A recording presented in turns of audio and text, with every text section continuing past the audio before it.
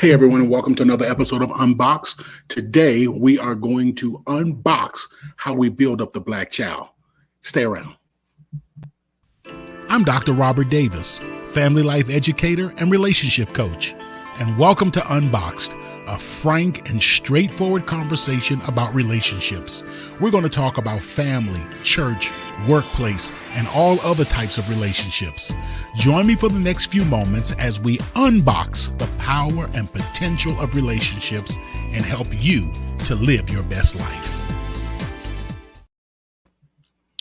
Hey everyone, and welcome to another episode of Unboxed. I'm your host, Dr. Robert Davis. I'm so glad that you've chose to join us. Before we get started on our journey today, please be sure to like, subscribe, and share. And if you're following us on YouTube, make sure that you also click the alert button so you'll know when we're coming on live and you can keep up with all that goes on with Unboxed, where we seek to unbox the power and the potential of every relationship. We've been talking about the Black family. We've been talking about how we build up the Black community. And we've been talking specifically about the Black child the last couple of days. I did such a terrible job yesterday at reading the quote from Frederick Douglas that I think it's only important that I be sure to reread the statement to you. So let me read to you what Dr. Frederick Douglas says. I'm sorry, not Dr. Frederick Douglas, Frederick Douglas. I'm going to get there. And he's talking about the plight of the Black slave child. And he says, Frederick Douglas talks about when he was a young slave child, where he says, "I have often been awakened at the dawn of day by the most heartrending shrieks of my own aunt, who the slave master used to tie up and whip until her naked back was literally covered with blood. No words, no tears, no prayers from his gory victim seemed to move his iron heart from its bloody purpose. The louder she screamed, the harder he whipped. And where the blood ran fastest, there he whipped the longest. He would whip her to make her scream and whip her to make her hush. And not until overcome by fatigue would he cease to swing the blood-clotted cow skin. I remember the first time I ever witnessed this horrible exhibition. I was quite a child, but I well remember it. I shall never forget it whilst I remember anything. It was the first of a long series of such outrages of which I was doomed to be a witness and a participant. It struck me with awful force. It was the blood-stained gate, the entrance to the hell of slavery through which I was about to pass. It was a most terrible spectacle. I wish I could commit to paper the feeling with which I beheld it. To the slave owner, the Black child was not much different from the Black adult, only smaller. What did Black slavery do to the Black slave child? It took away his childhood. What did Jim Crow do to the Black child? It took away his childhood. What did the crime laws and the war on crime do to Black children and Black communities? Took away their childhood. One of the things that has happened to our Black children is that they've lost their childhood. Study after study after study has been done that shows that young Black kids are often viewed much older than they are. A 12-year-old is seen more like an 18 or 19-year-old, and a 14-year-old is seen more like a 20-year-old, which makes it possible for a police officer to just drive up and start shooting indiscriminately at a 12-year-old who's playing around with a toy gun in the park, like any normal 12-year-old child should be able to do in any country, far be more or less right here in the land of the free, allegedly.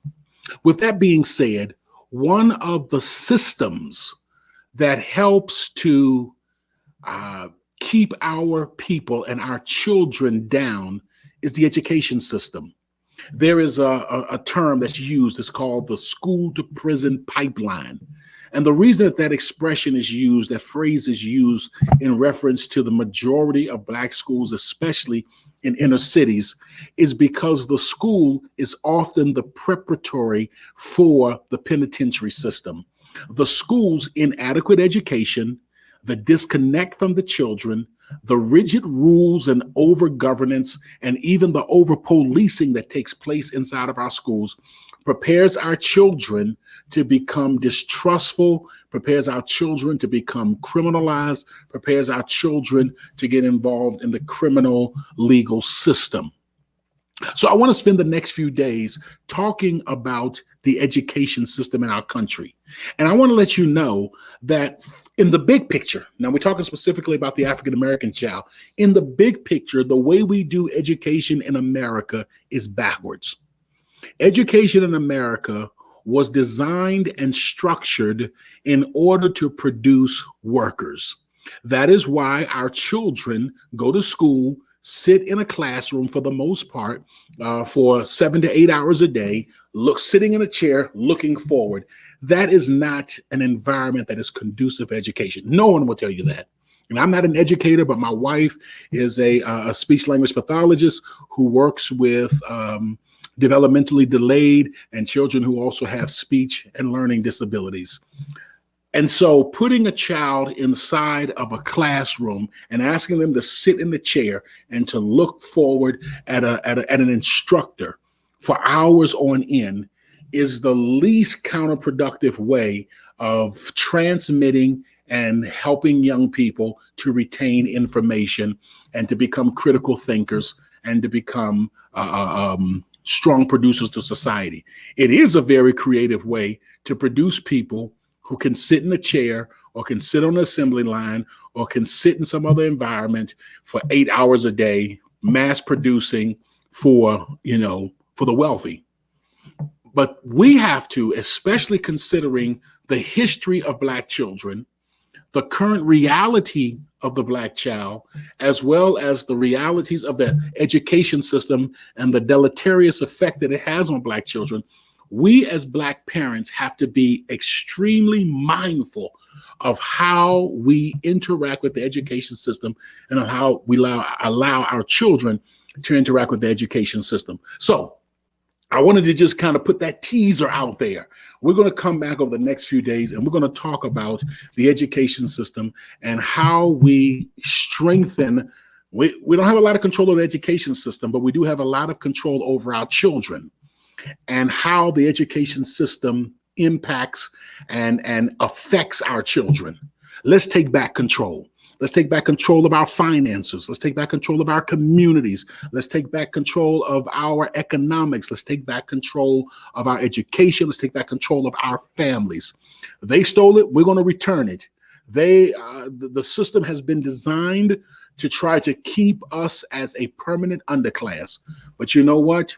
God's design is for us to exceed. And we're going to talk about how we exactly do that. All right. That's all the time that I have for today. Please make sure that you like, subscribe, and share. Make sure that you give your children a kiss. Let them know that you love them, that they're valuable and important to you. And then let's meet back here tomorrow as we continue to unbox the power and the potential of the Black family and the Black child. I'll see you then. Seasoned with Grace, Unboxed also provides healthy relationship training and leadership development for businesses, churches, and community organizations.